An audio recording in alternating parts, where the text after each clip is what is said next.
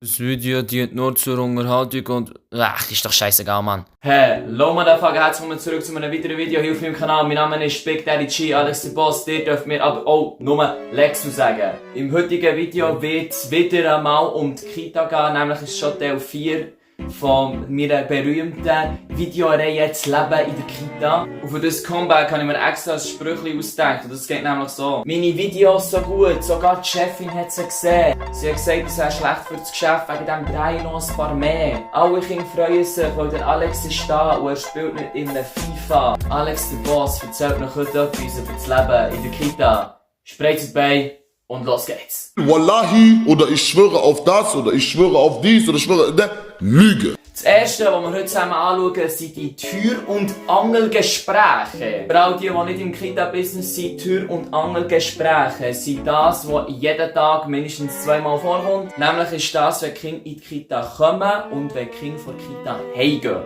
Nämlich ist es wichtig, am Morgen natürlich zu fragen, so wie es dem Kind geht, ob man wichtige Informationen braucht für das Kind. Hey, yo, hat dein Kind AIDS?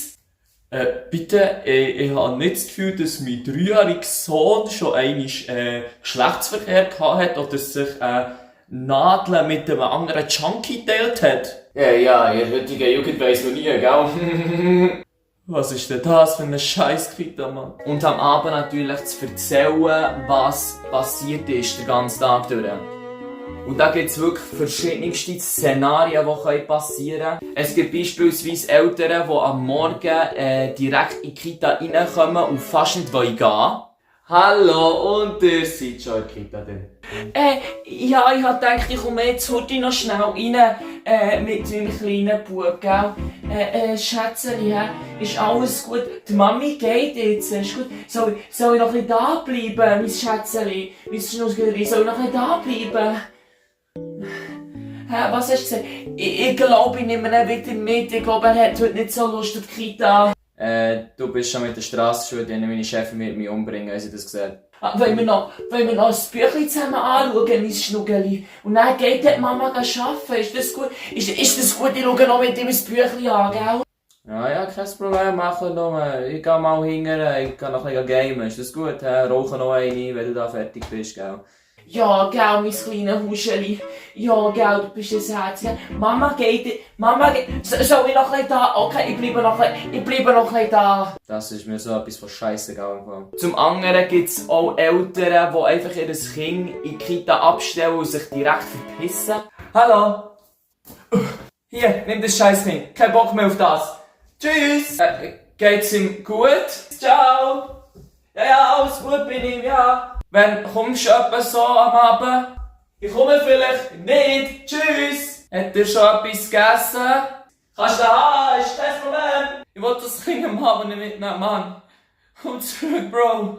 Wichtig ist auf jeden Fall am Morgen natürlich sich Informationen zu beschaffen. Hey, yo, hat dein Kind AIDS? Es kann natürlich auch sein, dass das Kind ihr Lieblingskuscheltierli in die Kita mitnehmen. Wenn das der Fall ist, rate ich euch allen, dass das Kuscheltierli so schnell wie möglich wieder verräumt. Und sonst müsst ihr am Abend so etwas hier machen. Fuck, wo ist das Scheißbärli, Mann?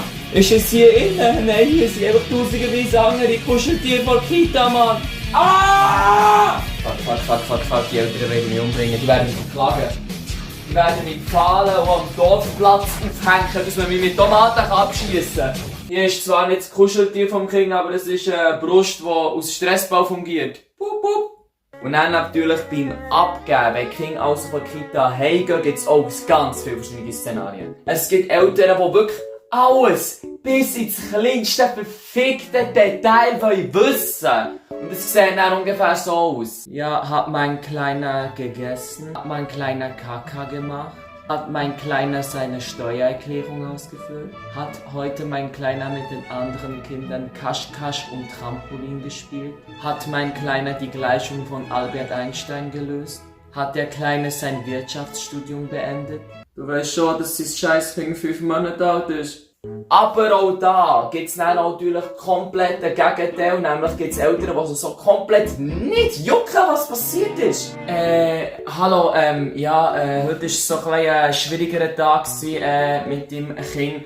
Er hat sich das Bein gebrochen, er hat ein anderes Kind am Zopf gepackt und hat es 3-mal an den Glastisch abgeschmettert. Er hat das Fenster mit einem Jojo eingeschlagen.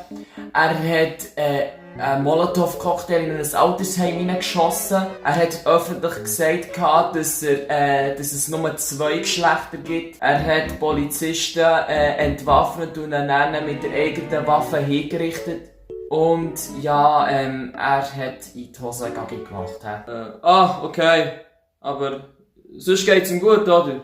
Auf jeden Fall gilt hier natürlich auch, dass man natürlich, wenn die Eltern da ist, dass man natürlich sich professionell verhält und die Eltern so wie ein bisschen probiert zu lesen, weil mit der Zeit kennt man ja die Eltern und dann kann man sich dementsprechend immer gut anpassen. Aber ich hab's nicht getan, weil ich mich kontrolliere. Aber es ist schwer, sich zu kontrollieren. Bevor ein Kind in die heilige Halle von der Postkita kommt, muss man natürlich zuerst noch alles mit den Eltern abklären. Nämlich, wenn man ein Kind in die Kita anmeldet und einen Termin hat für die Eingewöhnung. Das allererste, was passiert ist, dass die Eltern zu einer Besichtigung kommen. Dort wird ihnen alles von A bis Z gezeigt, wie es in der Kita aussieht. So eine Art APO-RED, neue Vierbau-Zimmerwohnung Roomtour. Ja, hallo zusammen, hallo. Wir werden jetzt gerade die Kita anschauen. Ihr könnt jetzt hier eure verfickten Scheiße Schuhe abziehen und dann könnt ihr doch gerade mit reinkommen. Hallo, ja, kann ich die Schuhe tue ich gerade da her? Ja, ist gut. So, hier ist der grosse Raum, den es hier hat in der Kita. Da wären die Kinder am Spielen. Hier hinten ist der Esstisch und die Küche und alles. Und wieso habt ihr hier Sperren aufgestellt, als würdet ihr einen Schutzwall bauen? Mit dem wollen wir verhindern, dass die Kinder an die technischen Geräte gehen. Hier ist das Badzimmer. Da hat es ja mega viel Fäkalflecken in diesem WC drin. Tut ihr das putzen? Wir putzen das eigentlich recht regelmässig, so 2-3 Mal im Jahr. Hier unten haben wir unseren Raum, wo wir die Kinder abschicken, die ganz, ganz böse waren. Ihr schickt die Kinder in den Keller runter, kommen sie dann auch wieder raus?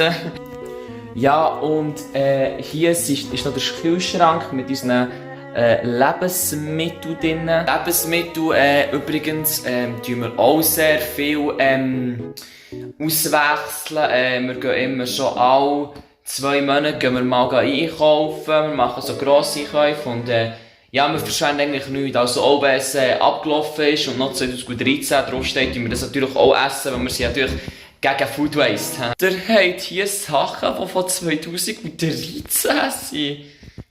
Ich glaube, ich gehe in eine andere Kita. Und anschliessend gibt es natürlich auch ein Gespräch. In diesem Gespräch werden Informationen über Kinder austauscht. Dein Kind AIDS! Also, sie sind essig, sie sind gut gelaunt und so einen Scheiß. Natürlich auch Notfallsachen werden angeschaut. Hat das Kind irgendwelche Allergien?